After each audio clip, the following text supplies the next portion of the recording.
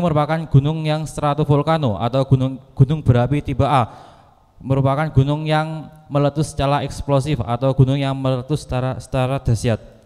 Gunung ini meletus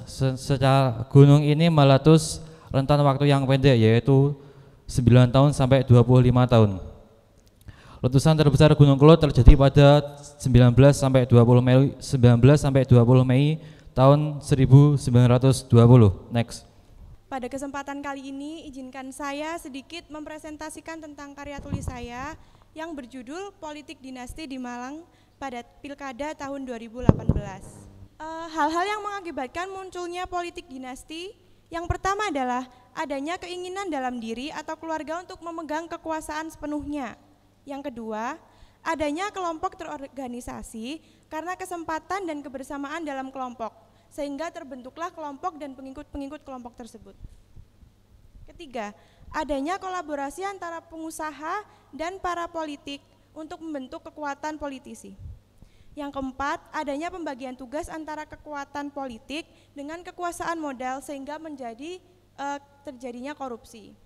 Kesimpulan dari karya tulis yang saya buat adalah kekuasaan yang berdasarkan keluarga atau keturunan tidak memberikan peluang bagi orang lain untuk mendapatkan persamaan hak atau ranah politik dan pemerintahan. Maka dari itu, pada dasarnya politik dinasti tidak bisa dibentuk karena merupakan sebuah permasalahan yang akan berdampak pada sistem pemerintahan yang ada dan dapat menghambat sistem demokrasi karena tidak memberi peluang untuk ikut serta dalam proses politik. Kita perlu melestarikan cagar budaya yang ada di Indonesia karena di dalamnya terdapat nilai-nilai moral kehidupan bangsa Indonesia untuk mengevaluasi para generasi muda agar terhadap kemajuan bangsa tidak terulang lagi masa lalu buruk yang terjadi pada masa lampau.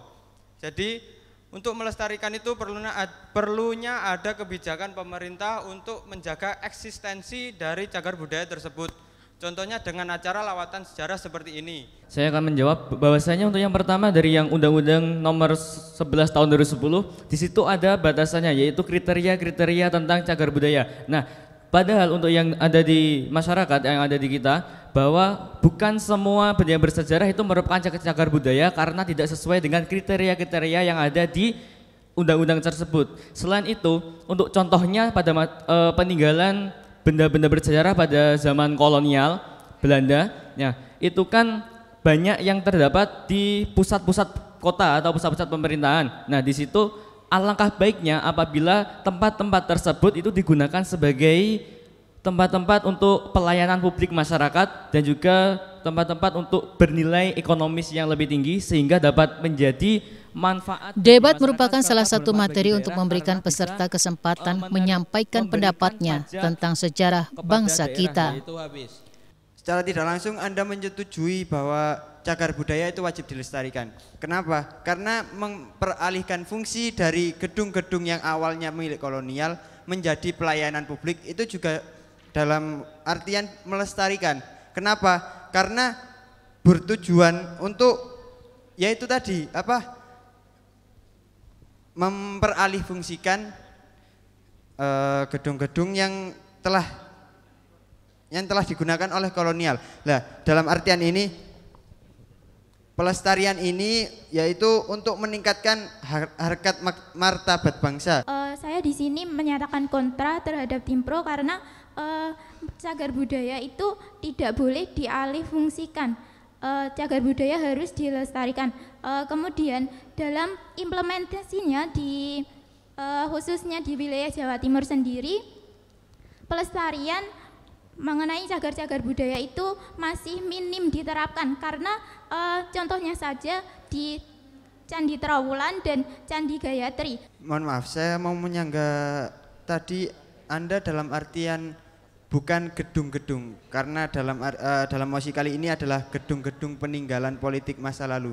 Ya, yang Anda jelaskan tadi adalah peninggalan-peninggalan yang berupa benda juga struktur situs. Nah, dari sini Anda tadi menjelaskan situs-situs, contohnya Kili Suci tadi. Nah, mosi kali ini kembali lagi ke mosi kali ini yaitu gedung-gedung peninggalan politik masa lalu. Nah, peralihan fungsi itu bukan artian menghilangkan fisik Waktu dari habis. gedung-gedung tersebut. Oke, kesimpulan dari kelompok 4. Baik, saya pembicara ketiga akan menyampaikan kesimpulan dari topik yang dibahas pada kali ini. Pada kali ini memang pada dasarnya gedung-gedung peninggalan dari pemerintah kolonial Belanda atau peninggalan-peninggalan dari zaman dahulu itu perlu dilestarikan. Lawatan sejarah memberikan metode pembelajaran sejarah yang edukatif, inspiratif, dan kreatif, sehingga pelajaran sejarah menjadi menarik dan dapat meningkatkan daya nalar dan kritis siswa